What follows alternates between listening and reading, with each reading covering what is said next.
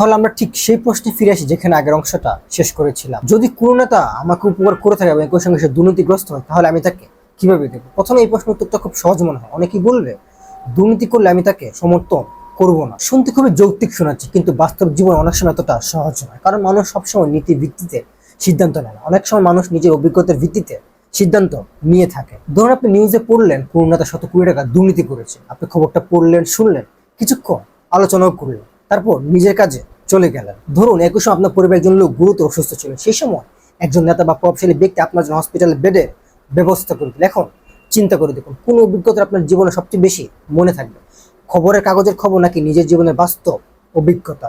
বেশিরভাগ মানুষের জন্য উত্তরটা খুব সহজ, কারণ মানুষের মস্তিষ্ক বিমূল তথ্যের চেয়ে ব্যক্তিগত অভিজ্ঞতাকে বেশি গুরুত্ব দেয়। এটা কোনো রাজনৈতিক বিষয়, এটা মানুষের একটা মনস্তত্ত্ব। আমরা নিজের চোখে যা দেখি, নিজের জীবনে যা অনুভব করি, তা সাধারণত অনেক বেশি প্রভাবিত করে আমাদের। এখানে একটা গুরুত্বপূর্ণ বিষয় চলে আসে। অনেক সময় একজন ভোটার দেশের সামগ্রিক অবস্থা চিন্তা করে ভোট দেয়, সে তার নিজের অভিজ্ঞতাকে বিচার করে ভোট দেয়। এটা শুনতে খারাপ লাগলেও এটাই বাস্তবতা। কিন্তু বাস্তব পৃথিবীর অনেক দেশে ভোটারদের একটি বড় অংশ ঠিক এভাবেই সিদ্ধান্ত নেয়। সেভাবে হ্যাঁ, লোকটার বিরুদ্ধে হয়তো অভিযোগ আছে, লোকটা হয়তো পুরোপুরি সৎ নয়, কিন্তু সে তো আমার বিপদের সময় পাশে ছিল। এই চিন্তাটাকে হালকা নেওয়ার কোনো সুযোগ নেই, কারণ এই একটি চিন্তা পুরো রাজনৈতিক বাস্তবতাকে প্রভাবিত করতে পারে। এখন আরো গভীরে যায়। ধরেন একজন নেতা, তিনি দুর্নীতির মাধ্যমে অনেক অর্থ উপার্জন করে। এটা সমাজের জন্য ক্ষতিকর, রাষ্ট্রের জন্য ক্ষতিকর, দীর্ঘমেয়াদে জনগণের জন্যও ক্ষতিকর। কিন্তু একই সময় তিনি সেই অর্থের একটি অংশ ব্যবহার করে মানুষের ব্যক্তিগত সমস্যার সমাধান করে, কাউকে সাহায্য করে, কাউকে চিকিৎসা করে দেন, কাউকে চাকরির ব্যবস্থাতে, কাউকে ব্যবসায়িক সুযোগ তৈরি করে দেন। এখানে একটা অদ্ভুত পরিস্থিতি তৈরি হয়। যারা তার সরাসরি সাহায্য পায় তারা তাকে ইতিবাচকভাবে দেখে, আর যারা তার ক্ষতির শিকার হয়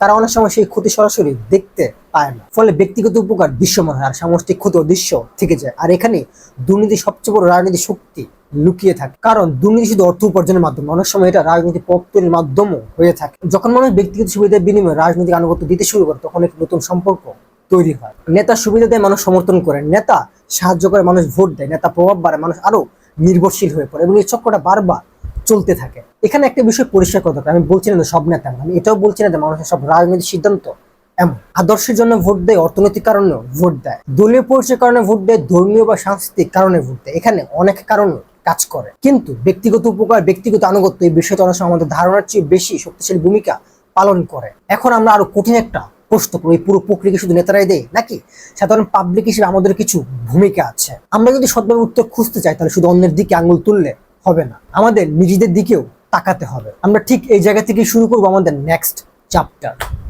আল্লাহ হাফেজ।